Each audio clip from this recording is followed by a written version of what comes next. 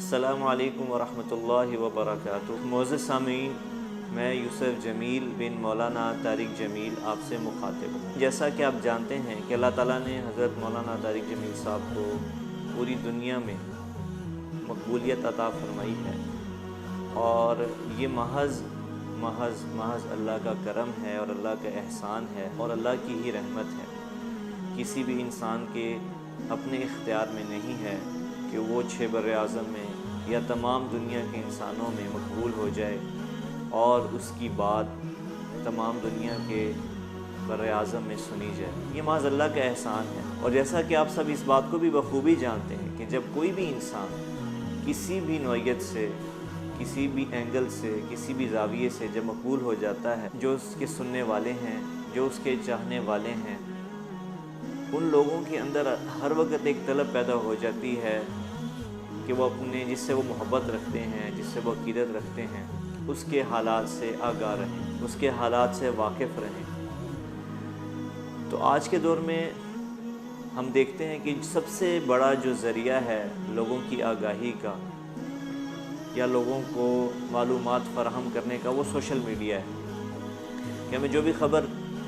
سننے کو ملتی ہے یا جس خبر کے بارے میں ہم جاننا چاہتے ہیں، ہمارا سب سے پہلا جو ذریعہ ہے وہ سوشل میڈیا ہے۔ تو لوگ فوراً سوشل میڈیا سے جڑ جاتے ہیں اور خبر اور بات ان تک پہنچ جاتی ہے۔ اس بات کو بھی ہم اچھی طرح جانتے ہیں کہ سوشل میڈیا پر ہر طرح کی خبر گردش کرتی ہے، اس میں سچ اور جھوٹ کی آمیزش ہوتی ہے اور سچ اور جھوٹ کی ملاوٹ ہوتی ہے۔ تو سننے والے کے لیے اکثر ایسا ہوتا ہے کہ فرق کرنا مشکل ہو جاتا ہے کہ یہ خبر سچ ہے یا جھوٹ ہے، جس کی بنا پر اکثر اوقات لوگوں کو پریشانی کا سامنا کرنا پڑتا ہے۔ میں یہ ساری بات اس لیے عرض کر رہا ہوں کہ آج سے 2 یا 3 دن پہلے ایک واقعہ رونما ہوا، اور جس کو سوشل میڈیا پر خبر بنا کر پیش کیا گیا۔ جب وہ خبر لوگوں تک پہنچی تو بہت زیادہ پریشانی کا ماحول بنا، اور اسی طرح لوگوں نے رابطہ کرنا شروع کیا اس خبر کے سننے کے بعد۔ اور وہ خبر یہ تھی کہ کراچی کے ایک بھائی جن کا نام آزاد ہے، جو پچھلے کئی برس سے آزاد جمیل سے جانے جاتے ہیں، ان کا 2-3 دن پہلے ایکسیڈنٹ ہوا کراچی میں۔ سب سے پہلے تو ہم ان کی دعا گو ہیں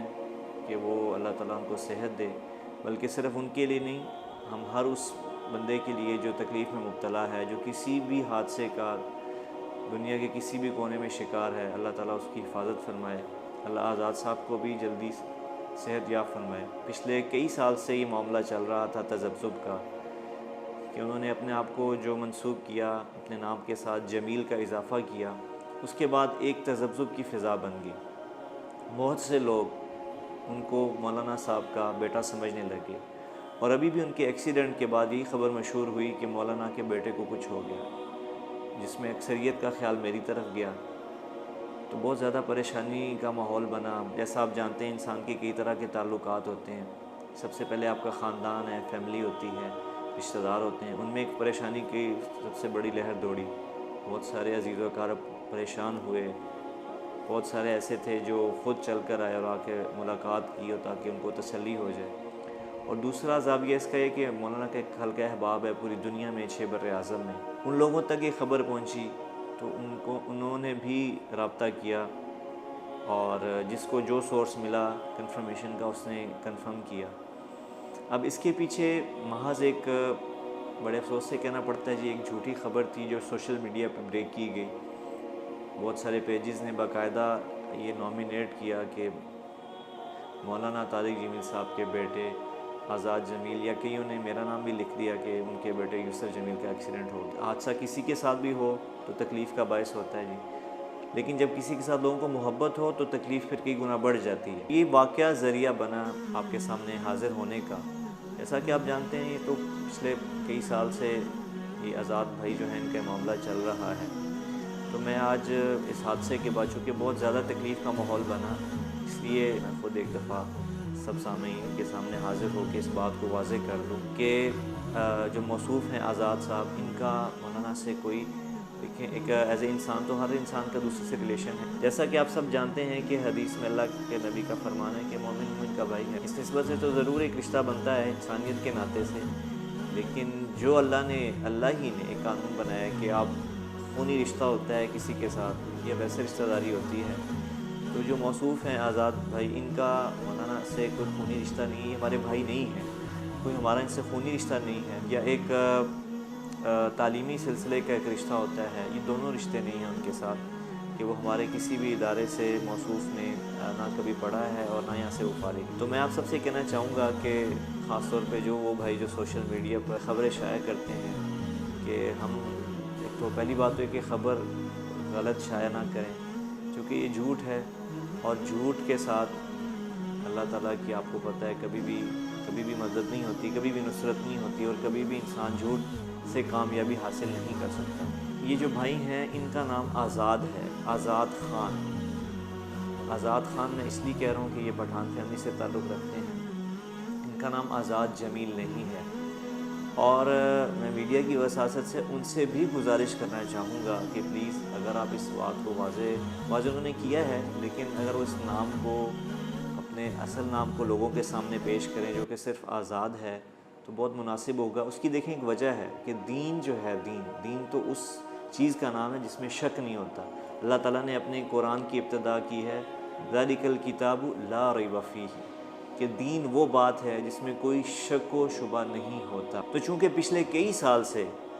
ان کے نام کی وجہ سے کنفیوژن پیدا ہو رہی ہے، حتیٰ کہ ایسا بھی کئی جگہ ہوا کہ میں جانا ہوا سفر میں، لوگوں سے ملنا ہوا تو لوگوں نے مجھے آزاد کہنا شروع کر دیا، تو ایک بلا وجہ کنفیوژن اور ایک تذبذب اور ایک شک کی فضا پیدا ہو گئی، اور یہ بات آپ سب جانتے ہیں کہ دین تو نام ہی شک و شبہات سے پاک چیز کا ہے۔ میں ان سے بھی عرض کرنا چاہوں گا